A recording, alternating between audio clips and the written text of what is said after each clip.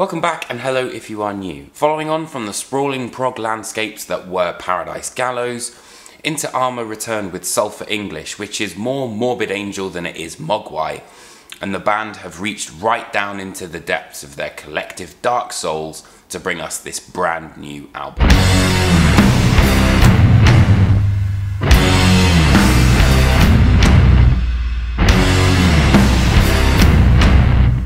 This, for me, is without a doubt Inter Arma's heaviest output to date, and one of the strengths of the album is its sheer weight. The lethargic lumbering of a waxen sea is a perfect example of that. The second section during A Waxen Sea sees more of a kind of Gorguts-esque riff that comes in, and although it may appear to be 4/4, it has this slight element that pulls it back and gives it that slight kind of lurch to it, which I really loved. Sulphur English works very much as a kind of 3-act style album.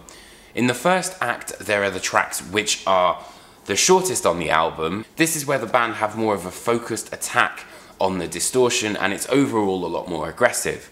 However, we move into the second act of Stillness, which is where this real kind of transcendental prog idea comes to the fore. However, it's the run of the final 3 tracks of The Atavist's Meridian, Blood on the Lupines, and the title track Sulphur English that really kind of make space for those epics. For example, on The Atavist's Meridian, you can almost see hints of jazz drumming as the song starts.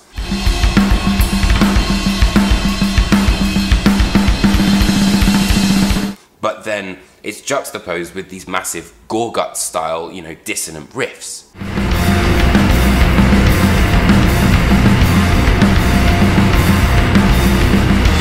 But on Howling Lands, they experiment with more of a black metal vocal style, and particularly those incredibly primal sounding drums.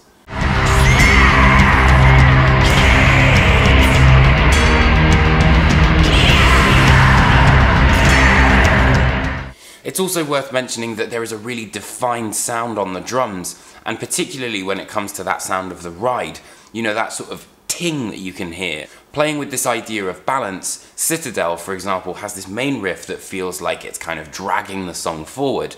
However, when we move into that second style riff, there's more space allowed, and again, that ting happens with the cymbal, and I think it really does exemplify just how open this sound is.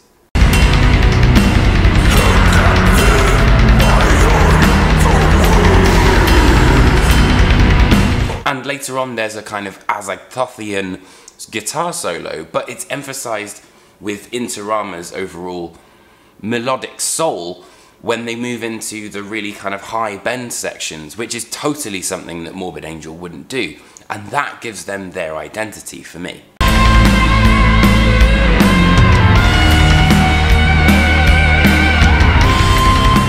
Following the feedback that we hear at the end of Howling Lands, we're then moved into this almost evangelical spirit on Stillness.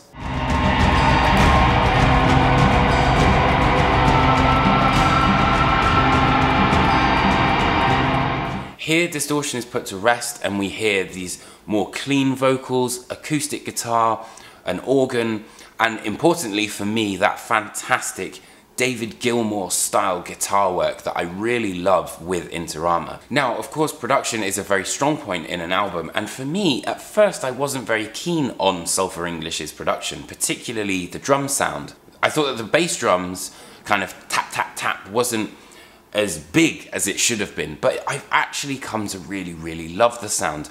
And not to mention the kind of fluffy, fuzzy guitar sound behind there as well. And there are so many layers to this album. There are some which reveal themselves straight away to you, but others that really do require that extended listen, and only really reveal themselves to you once you've embraced the overall, the kind of first wave of the sound of Inter Arma, and then you can hear so much more on this record. For example, on Blood on the Lupines, at last we get to see this kind of melancholic idea put forward that breaks this stony face that Inter Arma often have.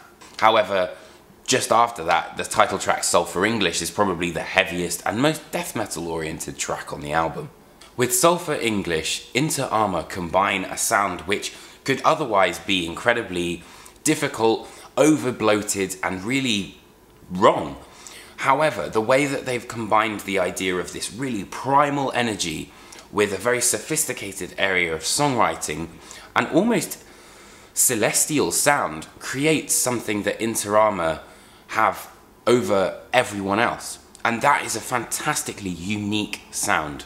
And for that reason, I'm giving Inter Arma's Sulphur English a 5 out of 5. So I hope you guys enjoyed this review. If you did, hit that like and subscribe button. Let me know what you think of the album. I would absolutely love to hear it, and we can have a chat in the comments below. And I will see you guys next week for another album review. All right, take care, friends.